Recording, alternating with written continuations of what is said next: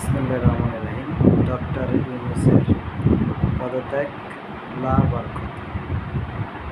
Doctor Mohammad Yunus পদত্যাগ করলে প্রথমে লাভ হলো ভারতের, ক্ষতি হলো বাংলাদেশের। দ্বিতীয় লাভ আর ক্ষতি। দ্বিতীয় ক্ষতি হইল এনসিপি নামে যে ছাত্রদের দল আছে, এই ছাত্ররা বেশি বলতে যাইয়া নিজেদের পায়ে নিজেরা কুড়াল করতেছে।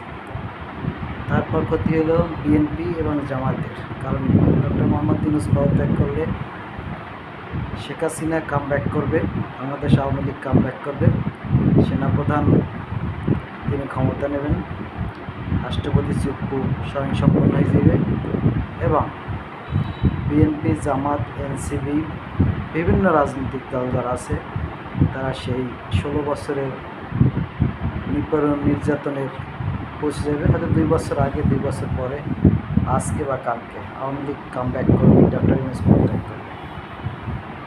বিএনপির কিছু বুদ্ধিজীবী আছে যেগুলো আসলেই মাথামোটা। এনসিপির কিছু নেতারা আছে যারা বালক সুবল্য, তাদের বয়স 30-এর নিচে, ওরা বোঝে কম, চিল্লায় বেশি। এই চিল্লানির কারণে ওরা দৌড়াইবে আর চিল্লাইবে। পুলিশ প্রশাসন যারা আছে ওরা পিটাইবে, ওরা দৌড়াইবে, চিল্লাইবে, পলাইবে। ঠিক আছে, বেশি বুঝতে গেলে ক্ষতি হবেই। বিএনপি নির্বাচন করে, বিএনপি 16 বছরে নির্বাচন তো ভালো নাও আদায় করতে পারে না। এখন বিএনপির নেতারা খুব বড় বড় কথা বলে। বিএনপির ধৈর্য ধরা উচিত ছিল, বিএনপির সময় নিয়ে কথা বলা উচিত ছিল। নির্বাচনের জন্য পাগল হয়ে গেছে।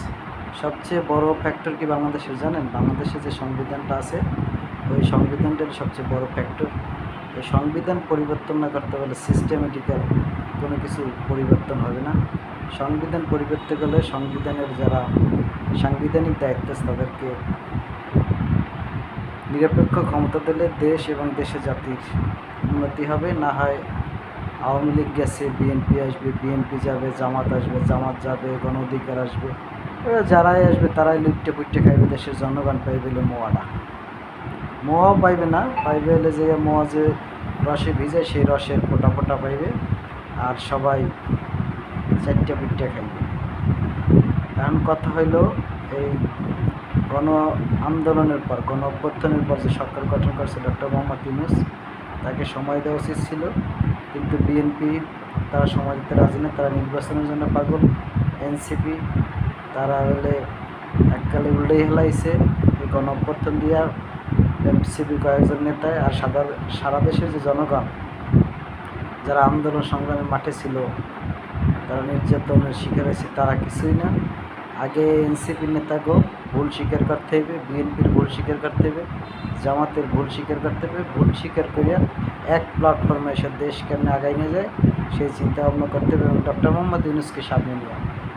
এটা যদি না করতে পারে তাহলে বিএনপি, এনসিপি, জামাত, অন্যান্য রাজনৈতিক দল যারা আছে তারা আরও নিপীড়নের শিকার হবে এবং সেটা খুব শীঘ্রই দেখতে পারবো এবং তখন হাতে তালি দেবে ইনশাআল্লাহ।